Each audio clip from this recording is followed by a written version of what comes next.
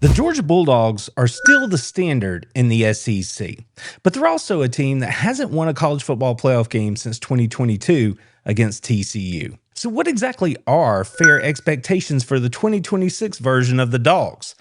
We're going to talk about that and a lot more on this edition of the How About That Dogs Cast. So, the thing that we have been talking about this entire postseason so far is Georgia is getting back to work. Georgia is doing the things that they need to do to make sure that when they get back on the field, they're going to look like Georgia. But this is the open window. It's a time where people are also doing things. People who talk about college football are out here doing the things that we do too. And when there are no games to be played, well, that kind of leaves you in the lurch and you're feeling around for things to talk about. And it's never too early for the way too early look ahead to 2026. So people are out here sharing what they think this season is going to look like for Georgia. And if you look across all of the major platforms, we're talking Athlon, CBS, Sports Illustrated, on down the line, there seems to be a consensus. And that is that Georgia is a top 5 team. I personally put them in the top 3 when I did this right after the season ended. And that is for a good reason. When you look at what Georgia's bringing back, when you look at who the coach is, when you look at the recent track history, there's a lot to be happy with. But if you look at how the last couple of years have ended for Georgia, well, then you could rightly point to the fact that they have not achieved all that maybe they were capable of. So Georgia carries a weird duality into 2026. That is, they are still clearly the class of the SEC. The SEC still runs through Athens, Georgia, but that same team can't seem to get over the hurdle of their first college football playoff game for the last 2 years. I know, right? Champagne problems, but this is the world that we live in as Georgia Bulldogs. So why is everyone optimistic? You don't have to look too hard to see why the 2026 Dogs are going to be a force to be reckoned with. Now, is that going to be good enough to get them through to a national championship? Shoot, even another SEC championship? I don't know. We're going to have to figure that out. But when you look at the roster, you can say, well, they're bringing back a lot of folks. In 2025, that wasn't the case. They were bringing back about half as many as they're bringing back here in 2026. And you have to start at the top with Gunnar Stockton. In the SEC or in college football in general, if you're bringing back your quarterback, then you are a step ahead of everybody else. Point blank, period. You can just stop right there. But when you look at what Gunnar did last year for Georgia, this brings huge national confidence for the people out here talking about these way too early projections for Georgia, right? I mean, the last 2 times Kirby had a quarterback who came back for his second year in 2022 and in 2024, that led to college football playoff trips. Stockton, he's that guy here heading into 2026, but his 2025 was a little up and down. He was hot and cold, right? He was hit or miss. He did good overall. You can't take anything away from that, but everybody's expecting him to make a big jump here headed into 2026 because you expect things to level out a little bit. Maybe not be so up and down, so hit or miss, right? I mean, if there's one thing that you can point to about Gunnar Stockton, that's what you can say is that, well, he can absolutely level out his play a little bit here. The good news is he's going to have some help. There's plenty of guys on this offense that are going to help him because they're bringing back 4 of their offensive linemen from last year. So that's not something that you're really going to have to worry about. The strength of this offense could very well be the offensive line because you're going to have Drew Bobo back, Juan Gaston, Dontrell Glover, Ernest Green. When you look at this unit as a whole, if it's not Gunnar at the quarterback position that's the strength heading into 2026, it has to be this offensive line. Now, structurally, the offense looks good. You have a quarterback. You have a deep running back room. You have an offensive line that, like I said, is returning 4 of their 5 starters. So if they don't get it done in 2026, it's not going to be because of those spots. It's going to be because of the biggest question that is on everybody's mind here heading into 2026. It's not Nate Frazier. It's not Chauncey Bowens in that running back room. They're deep and talented, and people are expecting them to have a big year too, kind of like Gunner is. They're going to level up. They're running behind a mostly familiar offensive line. They've got a quarterback who's going to get them in the right play. They're more comfortable. Now, Nate Frazier's going into year 3, year 2 as RB1. So everybody's thinking they're going to make a move too. The area that everybody's looking at is the wide receiver room.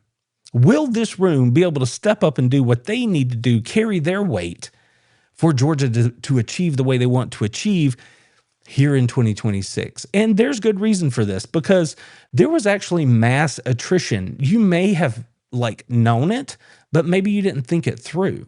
There's mass attrition at the wide receiver room for Georgia. They lost 5 of their top 6 wide receivers. London Humphreys comes back, but they still lost 6 of their 7 top leaders in receptions. So somebody has to step up in that room if Georgia's going to be balanced and be able to do all that they want to do. That is the biggest concern. That and the glaring hole that's going to be left by Zach Branch choosing to go to the NFL early. Who is going to provide that big play spark? Now, for Zach, it wasn't necessarily down the field throws where he made it happen, but Georgia's going to have somebody to fill into that role of a down the field threat. Because you had Colby Young, right? You had Noah Thomas. You had guys that could go down the field, but now you don't have those guys, and you don't have that instant offense yards after catch guy in Zachariah Branch like you had last year. So the singular offensive vulnerability for this team that everybody can agree upon, it's that wide receiver room. And they're just going to have to show us. There's only so much that we can say about who they are and how talented we think they are and how much the coaching staff loves them. The bottom line is they have to go out there and they have to produce. If they do, then all of these lofty preseason, way too early projections for this 2026 Georgia team, they're probably going to be right on the mark. If they don't, then Georgia's going to come up short. And it's going to potentially be ruled a disappointing 2026. And that feels like a long way off, because going into the season, there's so many indicators that point to the exact opposite. But if this one key component doesn't come through for Georgia, then they could very well be looking at a very disappointing 2026 season where they, yes, I'm going to say it, could not make the college football playoff. Now, I know that's stark, but that is the reality. That's how key this position is going to be for Georgia here in 2026. But when you look at what else they have on the other side of the ball, and I've said this to you guys a couple of times, you really have to hold me back. I have to rein myself in when I get excited about this defense, because they were young last year. They played through it. Now they're experienced. They're not quite vintage yet, but they're going to be pretty doggone good. It's hard to see how that's not going to be the case when you're bringing back essentially another 5-star recruit in Raylan Wilson, who's going to man the middle for you. And you've got Chris Cole and you've got Justin Williams right there alongside with him, who they've been playing for the last couple of years. They're both inside linebackers. There's a depth of experience and talent in that room that it's really hard to say is matched on Georgia's roster anywhere else. I mean, Georgia's talented. We know that. That's not the point. But when you look at this room, it's on another level. This is not the kind of thing that you see across the country. And Georgia is absolutely blessed here. They were the second youngest team in the SEC in 2025, and now they've all grown up. They took their lumps last year, and now they're looking to make a huge leap here in 2026. Now, will they get all the way back to the 2021 team level? I don't know about that, but they don't even have to. If they can get back to the 2022 number, they're going to be in pretty good shape. And at least against the run last year, this defense did that. Now, on the whole, you look at what they did in terms of how many points they gave up over the course of the season, and it's respectable. But we all know, having watched that team the first half of 2025, that there were a lot of things that weren't very good. And even at the end of 2025, when they were playing better, they still lacked certain components, which we're going to get to here in a second, that would have really made them elite. They couldn't get that done. And when they needed the most, they couldn't make a play. And that is why Georgia went home early here in January. So that's the defense as a whole. But when we look at what could be a strength of the unit above and beyond this linebacker group, then we have to look at what we're seeing in the back end, because they have players coming back. They have players coming back in KJ Bolden and also in Ellis Robinson IV. And these guys are going to be leaders now. They've cut their teeth. They've had their lumps. Now they're out here showing those really young pups how it's going to go. And they're being supported by what Georgia did in the portal. They made some moves back there that took this position from being one of some question at the end of the season, an absolute liability at the first part of the year, all the way around to now what could be a strength for Georgia in 2026. They went out, they brought in a couple of safeties, another corner. They've got athletes and bodies, and they're all talented and they're experienced. So this unit that at the beginning of 2025 was pretty doggone scary is now a unit that looks like it could be one of the strengths for the team in 2026.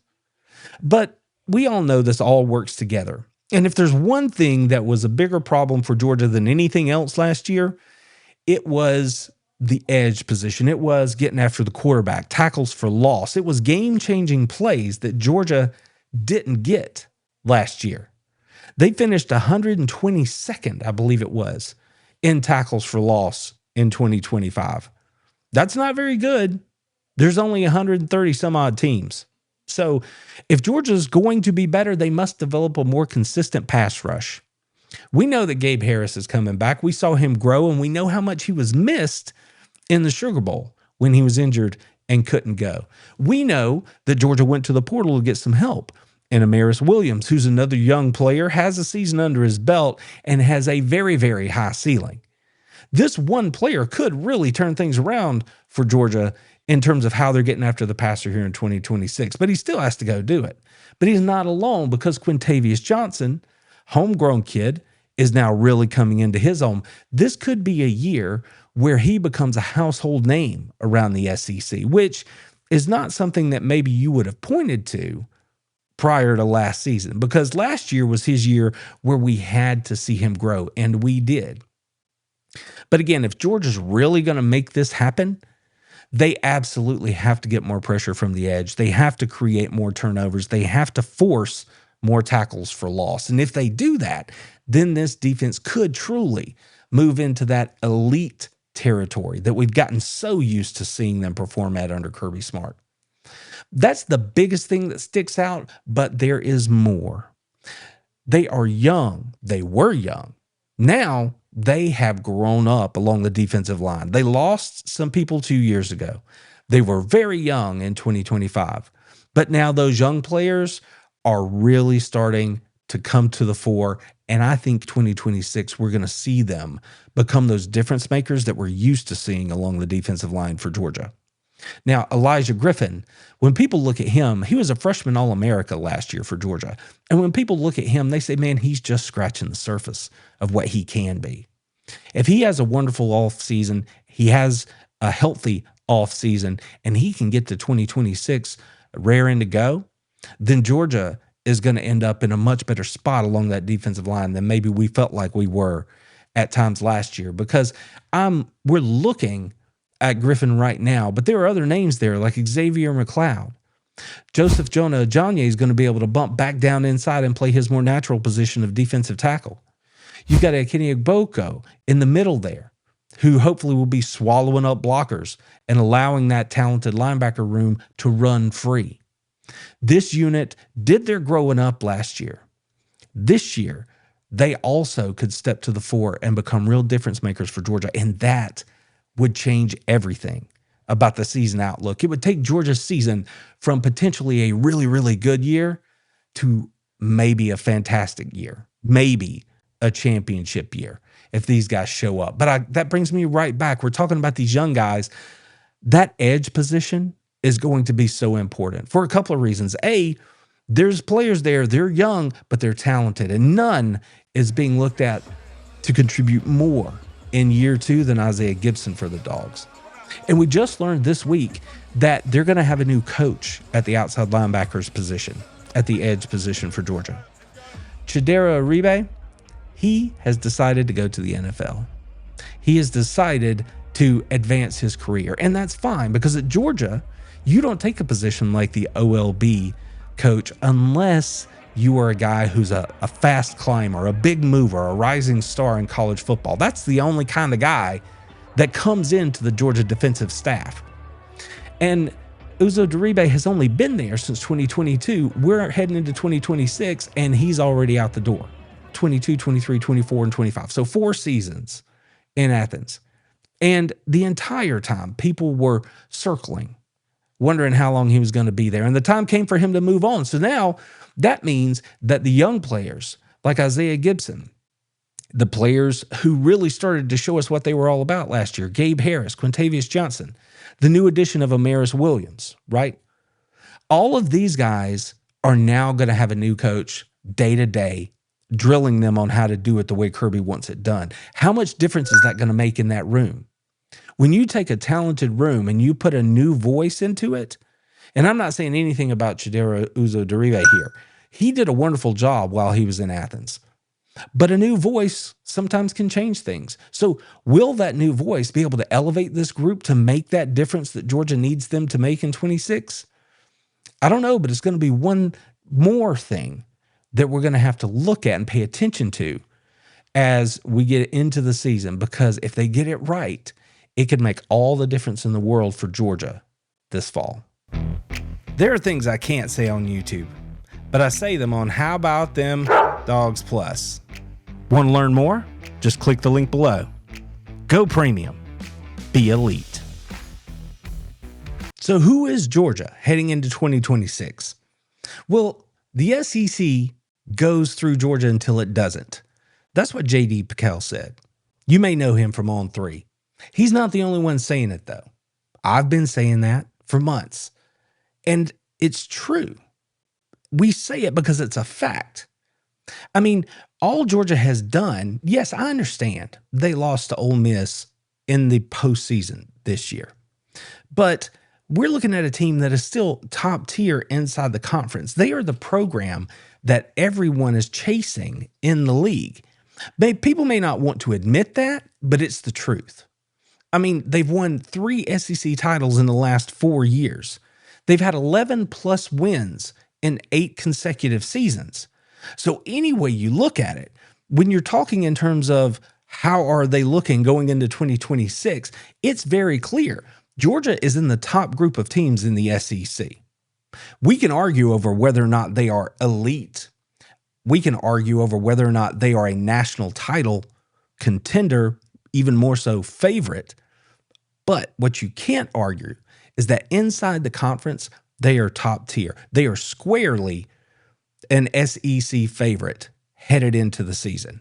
Now, there are a couple other teams that could join them there, but there's no way that you can look at what Georgia has done, what they're bringing back, what it looks like they have on paper going into the season and say they're not one of the favorites to win the conference.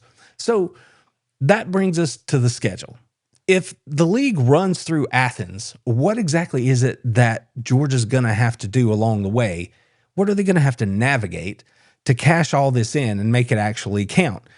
The thing about the schedule is Georgia has 4 games outside the state of Georgia this year. They have to go to Arkansas, at Alabama. They have Ole Miss on the road, and they have to play South Carolina over in Columbia. Now, the marquee road test here, well, that would be Alabama and Ole Miss. They miss Texas. Now, Georgia's not afraid of Texas by any stretch of the imagination, but the fact that the preseason favorite isn't on your schedule for the year, you have to look at that as favorable. There's no two ways around it. Florida is coming to Atlanta thanks to a twist in that neutral site situation because of the renovations being done in Jacksonville, and you get the Sooners to come between the hedges. So This is a favorable schedule. This is about as favorable as a brutal SEC schedule can be. So Georgia's in good shape. You miss Texas. Florida comes inside the state lines here in Georgia, and Oklahoma has to come between the hedges. That's pretty doggone good. There are no schedule excuses for the Dogs heading into 2026. Now, all of this comes together to show us why people look at Georgia heading into this season as positive, right? They have a positive view of the Dogs. That's why they are a consensus top 5 pick. Any way you look at it, they are going to be in the discussion come fall. The question is exactly how much will they be able to do? What can they cash in? And is this going to be another year where Kirby Smart can get it done? And because Georgia, the rent is different here in the SEC, the rent is different for the University of Georgia. Just because we make it to the championship game or even win it, that doesn't mean that there are Georgia Bulldog fans out here who are going to be happy. They're just not. We're spoiled. I would not claim that title, but as a fan base, I think that's fair to say. I think that there's expectations have gotten so high within the fan base that even a great year like we had in 2025 leaves a lot of people feeling like the Dogs came up short. And it really is hard to argue that point. But these are champagne problems. It's like Kirby Smart said, you don't get to cry from the yacht. Well, the yacht may not be a 75-footer anymore, right? Maybe now it's just a 40-foot yacht, but there are a lot of people out there who are going to look at Georgia's situation and they would trade that in a heartbeat for what their team is dealing with. So make no mistake, Kirby Smart and the Georgia Bulldogs are coming loaded for bear in 26. That's the only way Kirby knows to hunt. That's the only way he knows to go about his business. But from a national perspective, there are absolutely different lenses on Georgia as we get ready for this year. You have the optimists who have Georgia as high as number 2. They're betting on Stockton having a big second year. They're betting on a young defense taking that jump and going from a team that was pretty good, right, but just didn't get it done in the crucial moments, to a team that absolutely gets it done and then takes their season to the next level.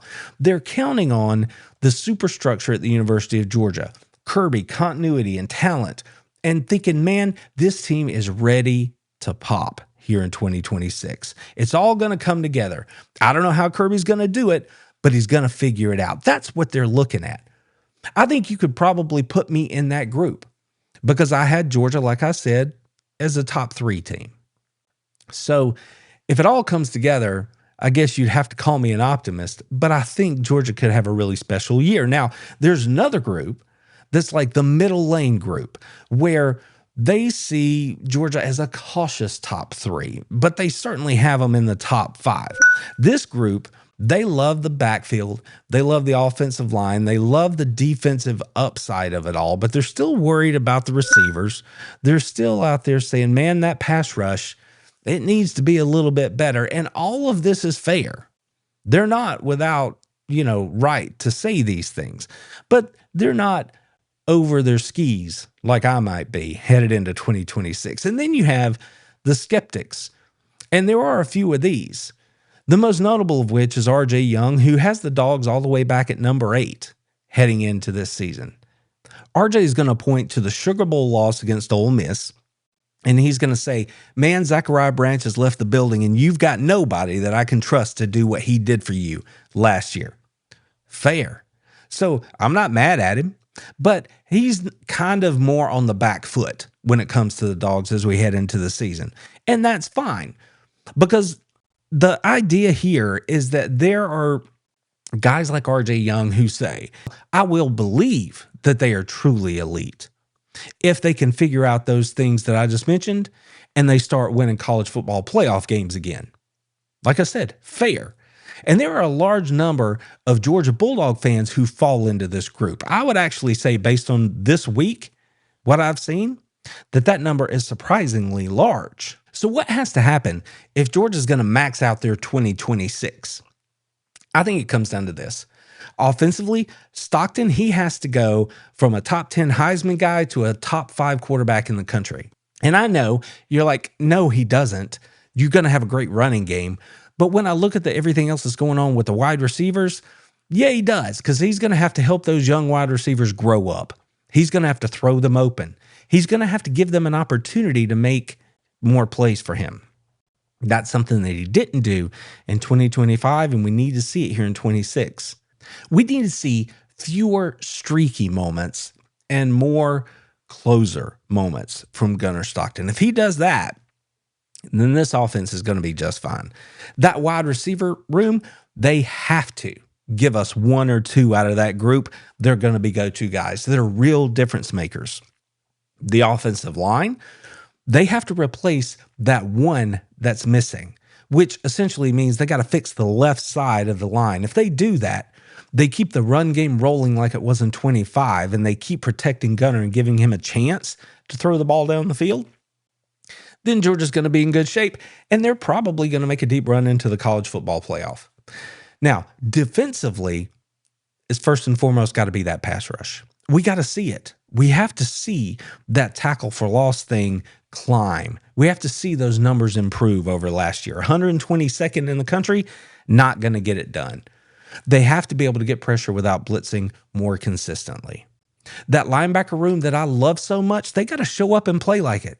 They got to be who I think they are. Raylan Wilson, Justin Williams, Chris Cole, they have to do what I believe they're capable of doing.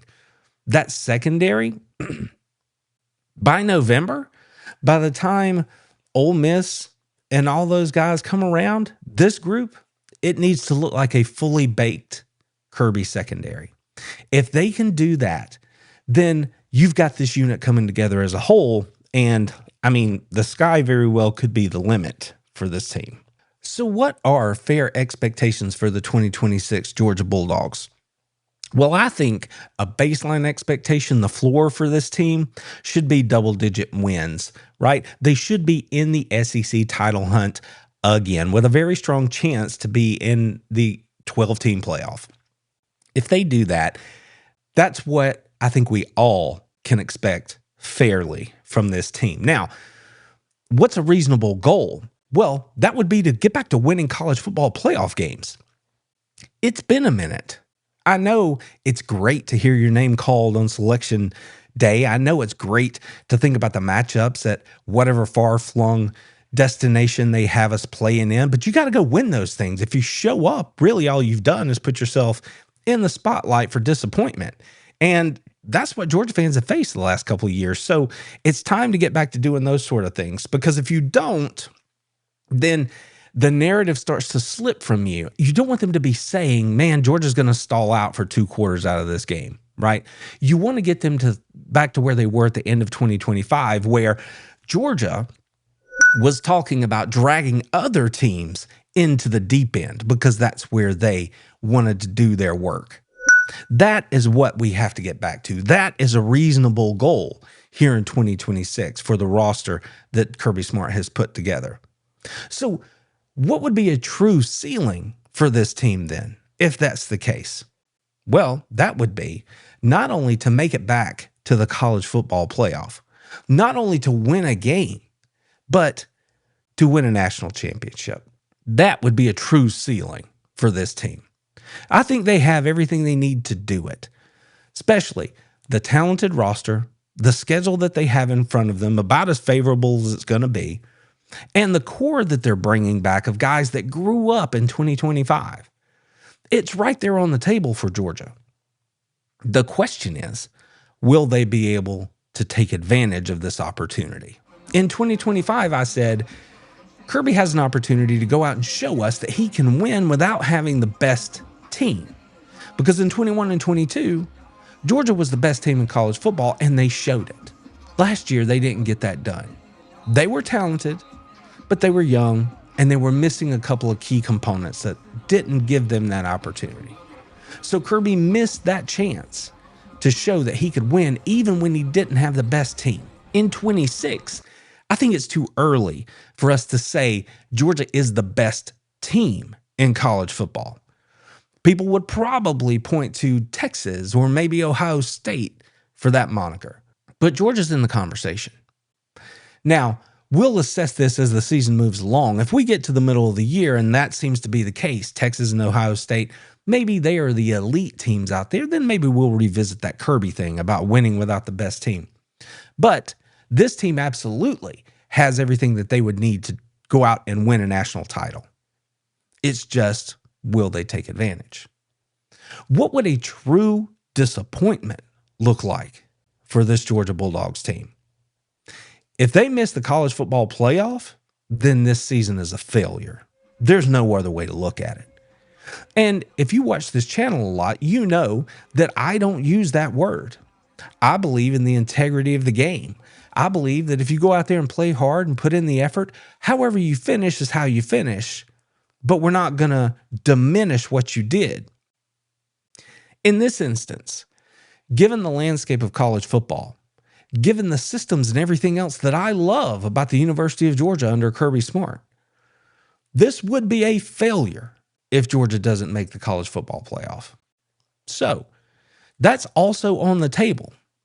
How would you do that? Another quick playoff exit for the same reasons. No wide receiver explosion. No pass rush. If those things hang around, the narrative really starts to shift on Georgia from, man, they're due. I'm going to ride with Kirby. I'm going to bet on him. It's going to start to sound more like something's off in Athens. People may not have the answer, but they're going to know it doesn't look like what they're used to seeing. This 2026 Georgia Bulldogs team has everything in front of them. They could be national champions, but missing the college football playoff is also on the table. The good thing for me and you is we get to watch it all unfold. Go Dogs! Told them, how about them fucking dogs? That's what I told them.